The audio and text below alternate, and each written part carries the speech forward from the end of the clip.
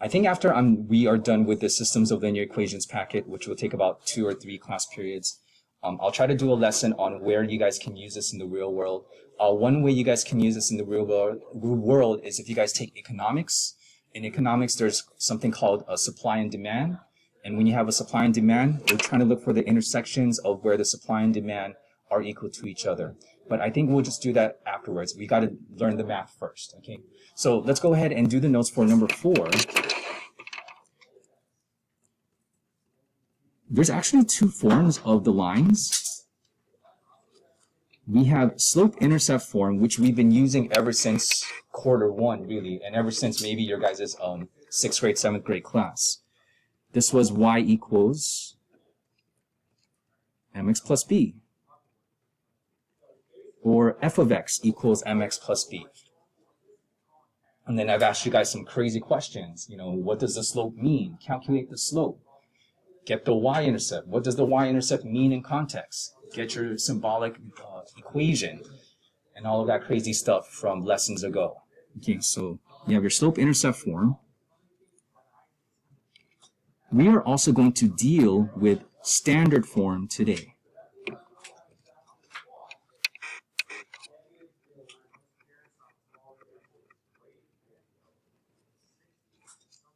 Standard form, if you want to think of it this way, all the x's and y's are on one side.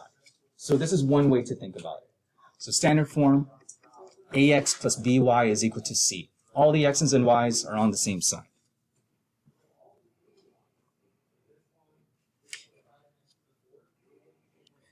Why do we have to learn both forms? Well, some forms are going to be better than others in terms of solving for our systems. And you will see that throughout the next 2 class periods. Okay. For graphing, it's going to be a little bit difficult to have standard form.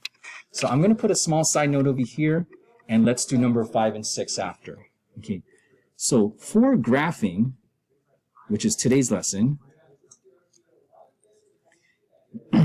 if you have standard form,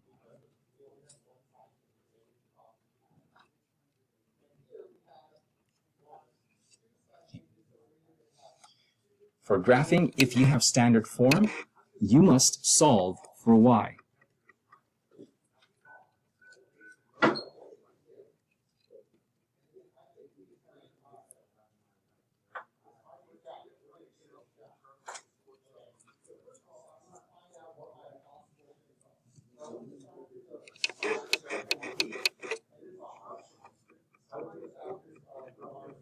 What I mean by you must solve for y, you're going to have to leave y by itself. So we are definitely going to have a lot of practice with this today. All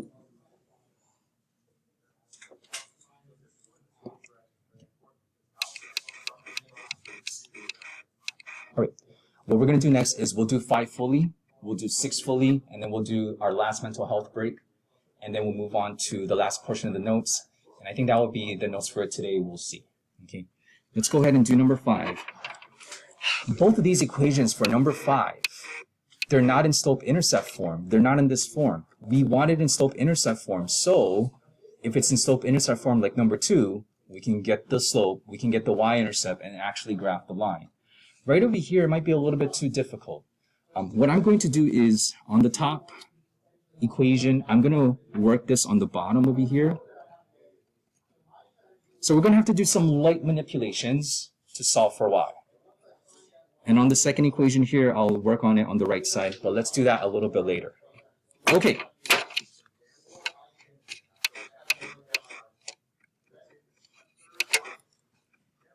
You want y by itself. So the first step usually I do is I would like to move all the x's to the right side. Students, A4, what is the opposite of negative x? So we're going to go positive x on both sides.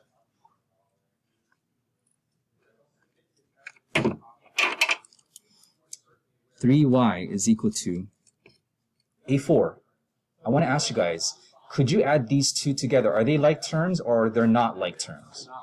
They are not like terms. So please do not put 9x over here. Okay, we cannot combine them. The only way we can combine, this is the only way that we're going to have to write it. So it's going to be x plus 9. Y plus 9 because it's positive 9.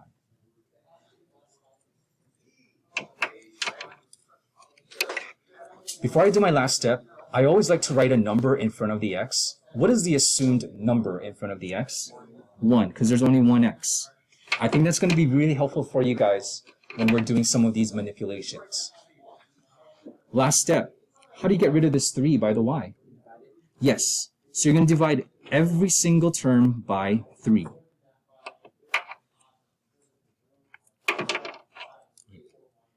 Y is equal to, well, on the calculator, 1 divided by 3 is 0.3 repeating. So if you have a repeating or some type of decimal like that, just leave it as a fraction. 1/3 x. 1/3 x. So leave it like that. We can definitely divide the last one. What's 9 divided by 3? Plus 3. Okay. It is finally now in slope-intercept form. Now we're able to graph this. Which one is your y-intercept?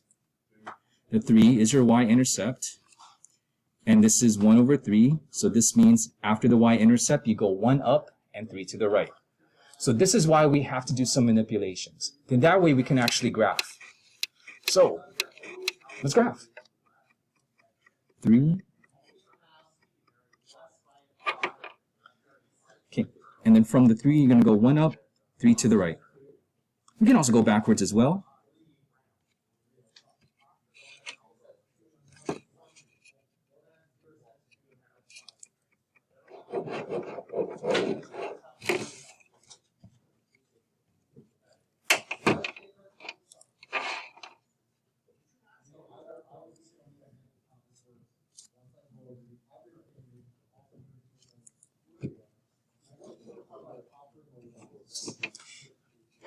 All right, Algebra 1.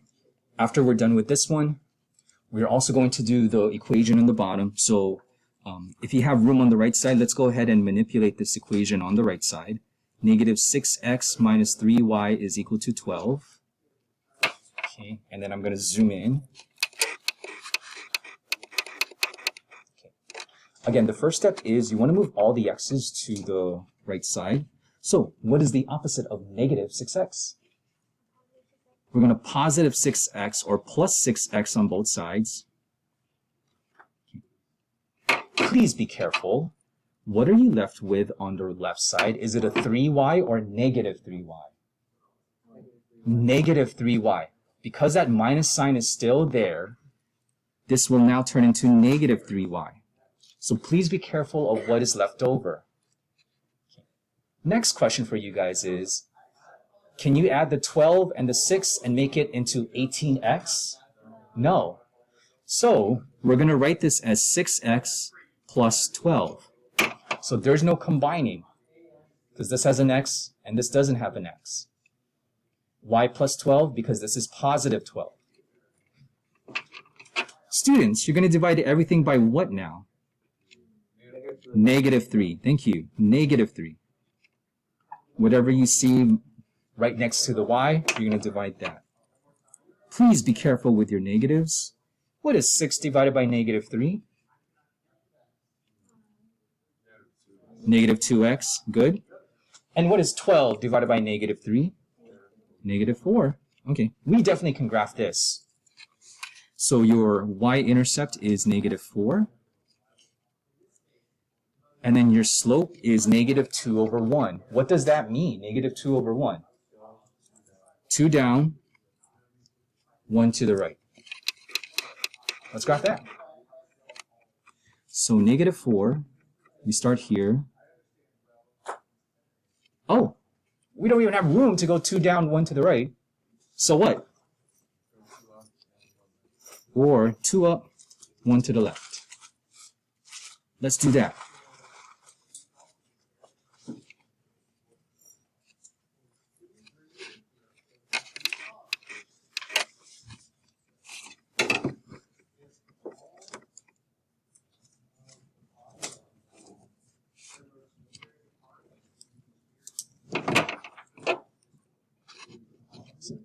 So like I said, this does look like in economics, like your supply and demand chart.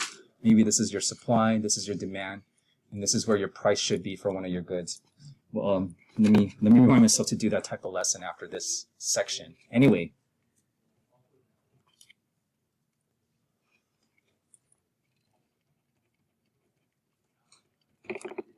Students, what is our coordinate solution? -3, 2. Okay. So like I said, I think the only thing different today, only thing new is that we have to manipulate some of these equations from standard form to slope intercept. But after that, then we go back to the basics of graphing those lines. Okay. We're going to do number 6 right now, and then after number 6, let's take another mental health break, and we'll finalize the notes for today. Okay. Are there any questions for number 5? Any questions? Okay. All right. Oh, number 6 might be a little bit easier because one of them is already in y-intercept. Is it the top or the bottom equation? The bottom equation. Let's already start graphing that because it's already y equals. So I'll just put in notes parentheses, already in slope intercept. So I'm just going to graph that first. Okay, we start on -4 on the y-axis. And then how do we go to the next point, you guys? Yep, up 1, right 3. Up 1, right 3.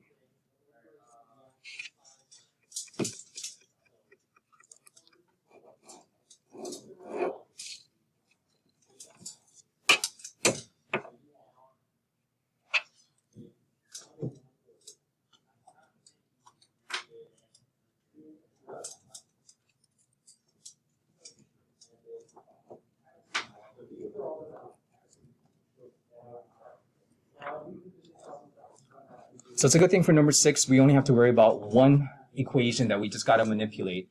But even on the top equation, we don't have to do too much. Before we divide, what number goes in front of the x again, if we don't see it? A 1. So I hope you guys have a habit of doing that before you start dividing. Okay, now divide everything by what? 3.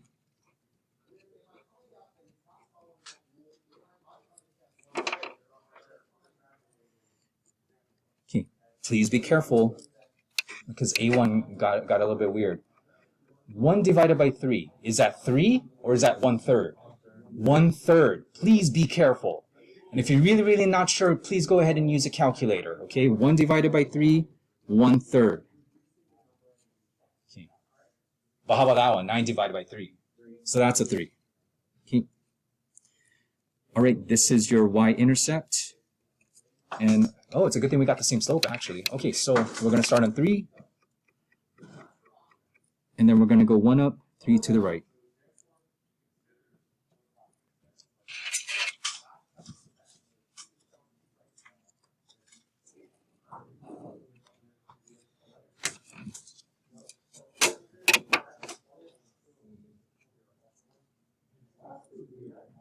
We've dealt with these type of lines before. What are these called?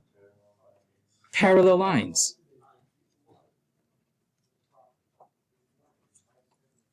Theoretically, will they ever intersect? No. So parallel lines have no intersection. So then, what do you write for your answer, your solution?